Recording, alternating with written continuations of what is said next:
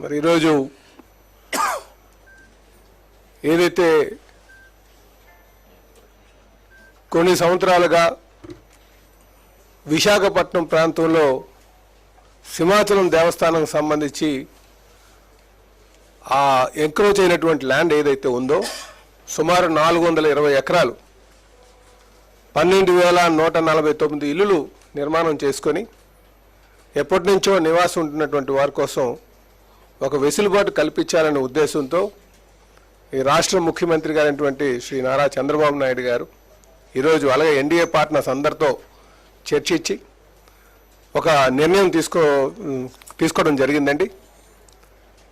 అయితే ఈ 12,149 ఇల్లులు ఏవైతే ఇల్లు రూపంలో స్ట్రక్చరల్ ఎన్క్రోచ్మెంట్స్ అంటాం నిర్మాణం చేసుకొని ఉన్నటువంటి వారికి రెగ్యులైజ్ చేస్తూ మరి నిర్ణయం తీసుకోవడం జరిగిందండి. అయితే నిర్ణయం తీసుకోవడానికి మ్యాటర్ సబ్జుడిస్లో ఉంది, ఇప్పుడు ప్రస్తుతానికి కోర్టులో ఉంది.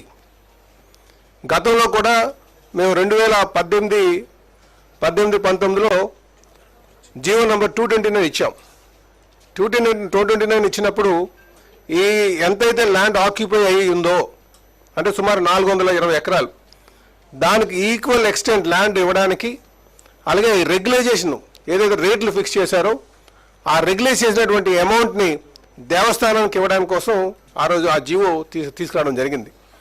కానీ ఆ జీవో వచ్చిన వెంటనే కొంతమంది మళ్ళీ కోర్టుకు వెళ్ళిన తర్వాత వాళ్ళు అన్నది ఏంటంటే మీరు ఎక్కడైతే 420 ఎకరాలు ఇస్తున్నారో అది వాల్యూ తక్కువ ఉంది, ఇప్పుడున్నటువంటి అర్బన్ ఏరియాలో ఉంది కనుక దీని వాల్యూ చాలా ఎక్కువ ఉంది కనుక వాల్యూకి తేడా ఉంది కనుక దీని మీద స్టే ఇవ్వండి అని చెప్పేసి కోర్టును కోరితే కోర్టు స్టే ఇచ్చింది.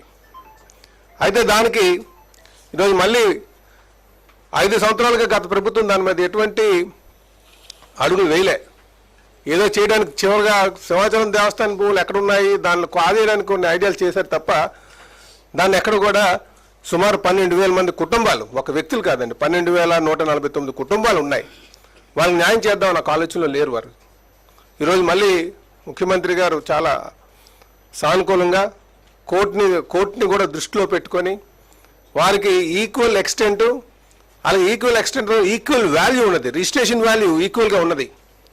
ఈరోజు ఈ 420 ఎకరాలకు బదులు 610 ఎకరాలు ఈక్వల్ రిజిస్ట్రేషన్ వాల్యూ ఉన్నది ఇవ్వడం జరిగింది. అంటే అర్బన్ ఏరియాస్లోనే ల్యాండ్ ట్రాన్స్ఫర్ చేస్తున్నాం. ఇదే కాకుండా ఆ వాల్యూ ఈ 410 ఎకరాలకి వాల్యూ కలిపి సుమారు 5,300 కోట్లు దాని రిజిస్ట్రేషన్ వాల్యూ తీసుకొని మరి రేపు కౌంటర్ ఫైల్ చేయబోతున్నాం. ఇది ఖచ్చితంగా కోర్టులో సానుకూలంగా మాకు స్పందన వస్తుందని చెప్పేసి తెలియజేస్తున్నాం. ఇదే కాకుండా మీకు ఇక్కడ ఇంకొక విషయం ఏంటంటే గతంలో మేము జీవో ఏదైతే 229 ఇచ్చామో దానికి 60 కోట్ల రూపాయలు 60 కోట్లు రామారామి రెగ్యులైజేషన్ ఫీజు రావడం జరిగిందండి.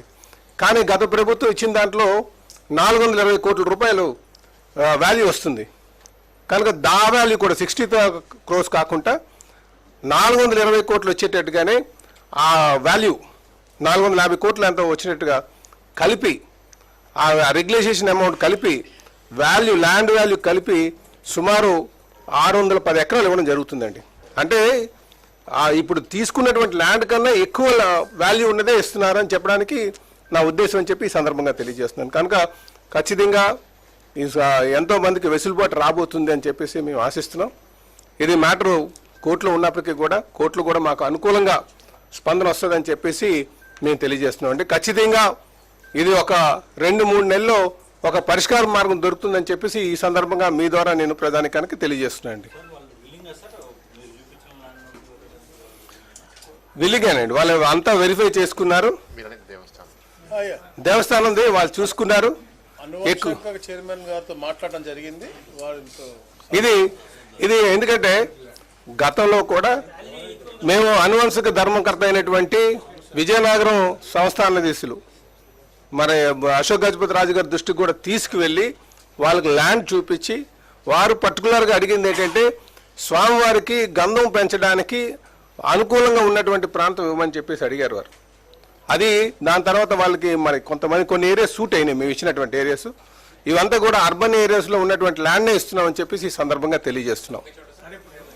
అయితే ఇవి ఆల్మోస్ట్ అన్ని ఒక్క దగ్గర అండి.